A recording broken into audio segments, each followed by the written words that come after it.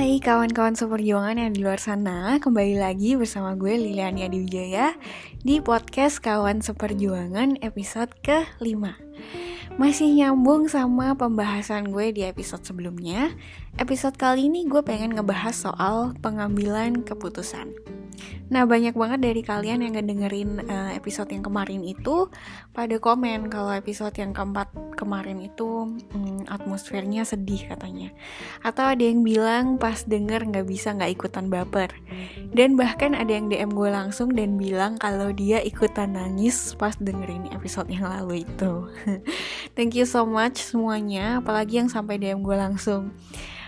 Jadi di episode kali ini gue pengen ngebawainnya lebih ringan gitu lah ya. Jadi kita langsung aja yuk. Seperti yang kalian dengar di episode lalu, gue itu habis mengambil sebuah keputusan besar untuk masuk ke ruang dinamakan kedewasaan. Mungkin bahasanya kiasan banget ya, tapi di balik itu gue benar-benar mengambil sebuah keputusan besar dalam hidup gue. So kalau kemarin gue share gimana gue struggle untuk mengambil keputusan itu, di episode kali ini gue akan share gimana proses pengambilan keputusan gue. Untuk mulai, seperti biasa, gue pengen buka dengan pertanyaan. Kalian pernah gak dihadapkan pada pilihan-pilihan yang sangat sulit?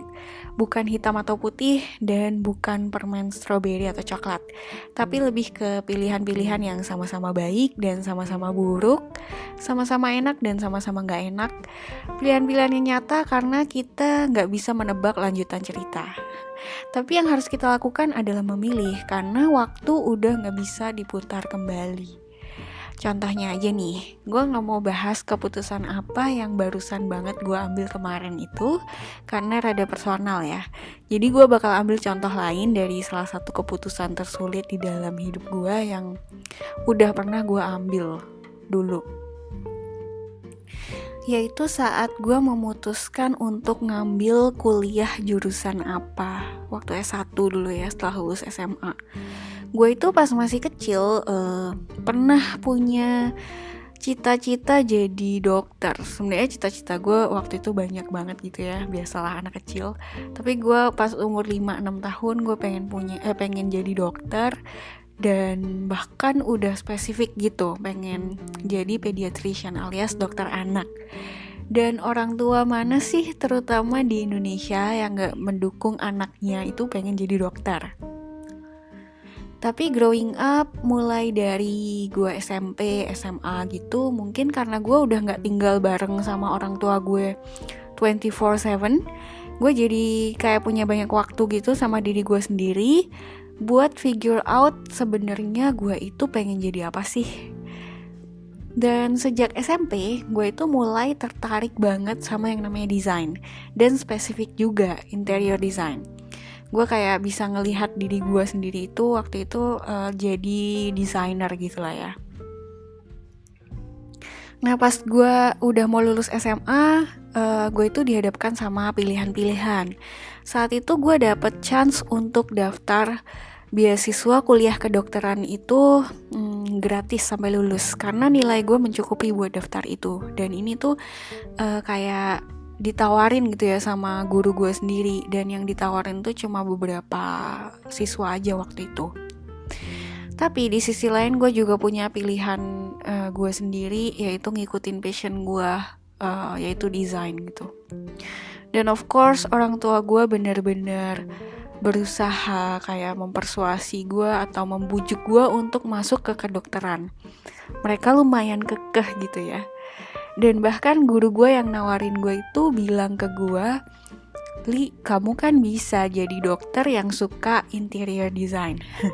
Gue waktu itu ketawa aja sih, tapi dalam hati gue kayak merasa gue gak bisa give up on design waktu itu. Meskipun jadi dokter itu juga impian gue waktu gue masih kecil. Gue pribadi saat mengambil keputusan itu tuh cukup struggle. Gue bingung banget, dan semakin gue pikirin semuanya itu semakin kusut. Dan gue udah hampir lari dari pengambilan keputusan itu. Kayak gue udah gak mau mikirin, dan gue kayak ya udahlah ngikutin keputusan orang tua gue aja. Kayak gue membiarkan orang tua gue yang memutuskan untuk gue gitu loh. Dan gue itu udah sempat lari kayak gitu berkali-kali, tapi gue kembali lagi karena banyak banget suara dalam kepala gue. Ada yang bilang A, B, C, D, E sampai Z. Akhirnya gue itu fell apart sendiri. Gue gak kuat sendiri sampai gue itu shut down diri gue sendiri. Nah ini kebiasaan gue. Kalau gue itu under pressure banget, gue itu selalu shut down diri gue sendiri dari orang-orang, dari activity gitu. Nah kalau kalian pernah ngalamin kayak gitu, suara-suara yang banyak banget itu semua sebenarnya apa sih? Gue berhasil merangkum ke dalam 3 kategori. Kalau kalian bisa nambahin boleh banget nanti DM langsung ke akun Instagramnya podcast ini ya. Jadi 3 kategori itu adalah yang pertama, sebagian dari suara-suara itu adalah opini-opini atau masukan-masukan orang lain yang kita terima dan kita udah dengarkan gitu. Yang kedua, sebagian yang lain adalah dari kita sendiri yang sedang ngejudge atau menghakimi diri kita sendiri. Kayak gue gak bisa dong milih A, gue egois kalau kayak gini. Atau gue gak bisa dong melakukan B, karena itu gak baik buat gue. Nah yang ketiga, suara-suara itu adalah kekhawatiran-kekhawatiran kita sendiri tentang judgement dari orang lain. Misalnya, nanti orang mikir apa ya, atau orang ngelihatnya gimana ya kalau gue kayak gini gitu.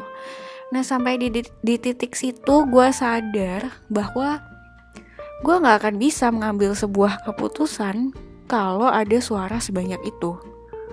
Dan gue sadar kalau suara-suara yang banyak banget itu justru saat itu mengontrol diri gue sendiri. Dan akhirnya gue fell apart. Dan gue sadar bahwa suara-suara itu semua tuh udah gue dengerin, tapi bukanlah oknum yang relevan untuk gue libatkan dalam pengambilan keputusan gue. Akhirnya gue bilang ke suara-suara itu untuk stop. Gue sekarang adalah the person in charge. Gue yang take control. Gue saat itu beristirahat sejenak gitu. Gue pakai waktu gue untuk bernafas.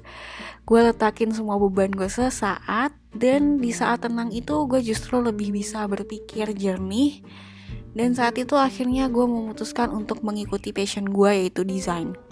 Meskipun gue gak dapet beasiswa apapun, meskipun mungkin ada sedikit kekecewaan yang dirasakan oleh orang tua gue saat itu konsekuensi dari pilihan gue. Kok bisa akhirnya gue mengambil keputusan itu? Prosesnya gimana sih? Diri gue yang dulu mungkin gak akan kepikiran tentang proses ini sama sekali. Tapi belakangan ini gue ada baca satu artikel dari satu platform self-growth online gitu, namanya The School of Life. Artikelnya itu ngebahas tentang decision making. Dan ternyata kita itu bisa menyederhanakan proses pengambilan keputusan dengan menghadirkan 2 oknum penting dari diri kita untuk bermusyawarah. 2 oknum ini apa? Kalian yang udah dengerin podcast Instagram gue judulnya Menjadi Manusia pasti udah tahu. Di situ gue menyebut 2 oknum penting ini, yaitu akal dan hati. Jadi ya pengambilan keputusan ini sebenarnya tinggal menghadirkan akal dan hati, terus diajak berdiskusi. Hati maunya apa, terus akal mikirnya gimana. Makanya bukan hal yang bijaksana sebenarnya kalau kita memutuskan sesuatu itu ngikutin feeling doang atau logika doang.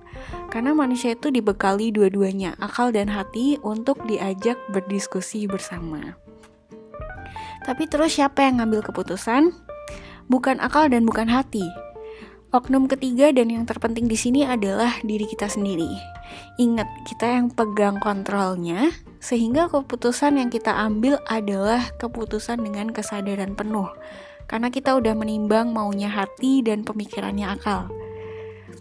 Dan ini menurut gue sendiri hal yang terakhir yang paling penting, ini gak ada di artikel itu. Tapi menurut gue yang namanya pengambilan keputusan itu emang bebas, kita mau milihnya apa. Tapi kita gak bisa memisahkan dari yang namanya tanggung jawab. Menurut gue ini penting banget karena banyak banget orang yang masih memutuskan sesuatu itu tapi ngasal gitu ya. Jadi gak mau menerima konsekuensinya dan tidak mau mempertanggungjawabkan keputusannya itu atau pilihannya itu. Gue lanjutin sedikit ceritanya. Setelah gue masuk interior design tanpa beasiswa, uang kuliahnya mahal, Di 2 semester pertama gue bener-bener down, nilai gue jelek banget. Gue kayak waktu itu gak bisa paham gitu apa yang sedang diajarkan saat itu. Gue bahkan sempat mikir ada sedikit penyesalan gitu kalau mungkin harusnya gue ngedengerin orang tua gue gitu loh. Mungkin orang tua gue bener, gue harusnya masuk ke kedokteran. Dan gue bahkan sempat berpikir apa gue berhenti ya sekarang waktu itu ya, dan pindah jurusan ke kedokteran. Tapi terus gue mengingat kembali perjuangan gue meyakinkan orang tua gue bahwa desain adalah passion gue bisa lihat diri gue sendiri jadi desainer. Dan akhirnya gue bilang ke diri gue sendiri saat itu, ini masih layak untuk diperjuangkan, ini pilihan gue sendiri, ini keputusan gue. Baik atau buruk hasilnya itu gue akan bertanggung jawab, dan itu ada di tangan gue. Gue akhirnya lulus sebagai best graduate saat itu, dan gue berhasil menunjukkan kepada diri gue sendiri dan mungkin orang tua gue juga bahwa gue bisa mempertanggungjawabkan pilihan gue saat itu dan bahkan sampai saat ini. Jadi gimana kawan-kawan semua, pernah gak kalian mengalami itu? Kalau kalian udah pernah mengalami, gue bener-bener happy to listen kalau kalian mau share itu sama gue. Terutama tentang keputusan tersulit apa sih yang pernah kalian ambil, dan gimana sih proses kalian dalam mengambil keputusan itu. Kayaknya bakalan seru kalau gue buka sharing session ya. Gimana kalau kita sharing besok hari Sabtu tanggal 18 April dari jam 8 sampai jam 10 malam waktu Indonesia Barat. Gue bakal online di account Instagramnya @kawanseperjuangan.podcast. Di situ kalian bisa DM gue langsung. Semoga sharing gue hari ini berguna buat kalian semua. Gue Lilian Yadijaya, sampai jumpa di episode selanjutnya dan selamat berjuang.